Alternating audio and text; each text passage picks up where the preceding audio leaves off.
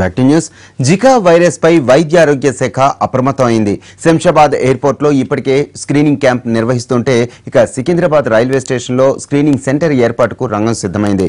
2 తెలుగు రాష్ట్రాల్లోనూ అలర్ట్ గా ఉండాలనే కేంద్ర హెచ్చరికలతో చర్యలు మొదలుపెట్టారు ఆరోగ్య శాఖ అధికారులు. ఫారిన్ నుంచి ఈ 93 కంట్రీస్ నుంచి ఎక్కడైతే వచ్చారో వాళ్ళకి వచ్చిన తర్వాత అప్పుడే ఏమైనా జబ్బు ఏమీ రాకుండొచ్చు, కానీ ఇంటికి వచ్చిన తర్వాత ఫీవర్ కానీ లేకపోతే మయాలజీ కానీ బాడీ పెయిన్స్ కానీ లేకపోతే టిటో ఆర్బిటల్ పెయిన్ కానీ హెడేక్ కానీ ఇలాంటివి ఉన్నప్పుడు ఇమ్మీడియట్గా they have to report to us so that they are the part of our community so that the spreading we can stop it. ఇంతవరకు మన ఇండియాలో ఎక్కడ జీకా వైరల్ ఇన్ఫెక్షన్ ఎక్కడ లేకుండినవి, కానీ శనివారం రాత్రి సడన్ గా మనకి అహ్మదాబాద్ లో 3 కేసెస్ రిపోర్ట్ అయిన పాజిటివ్ కేసెస్ రిపోర్ట్ అయినాయి అని చెప్పేసి WHO వాళ్ళు ఇండియాలో జీకా వైరస్ ఇన్ఫెక్షన్ ఉంది కాబట్టి అన్ని స్టేట్స్ అలర్ట్ కమ్మని చెప్పేసి ఇన్స్ట్రక్షన్స్ ఇచ్చారు.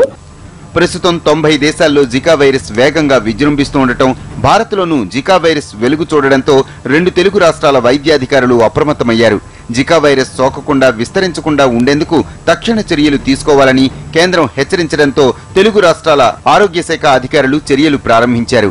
ర్యాపిడ్ రెస్పాన్స్ టీమ్స్ ను ఏర్పాటు చేయాలని జిల్లా వైద్యాధికారులకు తెలంగాణ వైద్య ఆరోగ్య శాఖ అధికారులు ఆదేశాలు జారీ చేశారు. ఇతర ప్రాంతాల నుంచి నగరానికి వచ్చే వాళ్లకు టెస్టులు నిర్వహించేందుకు సికింద్రాబాద్ రైల్వే స్టేషన్ లో 2 స్క్రీనింగ్ సెంటర్లు ఏర్పాటు చేశారు. తెలంగాణకి పోర్ట్స్ లేవు కాబట్టి ఎయిర్పోర్ట్ లో ఆల్రెడీ సెంట్రల్ గవర్నమెంట్ వాళ్ళు మెడికల్ స్క్రీనింగ్ సెంటర్ ఒకటి ఓపెన్ చేశారు. సికింద్రాబాద్ స్టేషన్ లో కూడా ఈ స్క్రీనింగ్ సెంటర్ పెట్టడానికి ప్రయత్నం చేస్తున్నాము.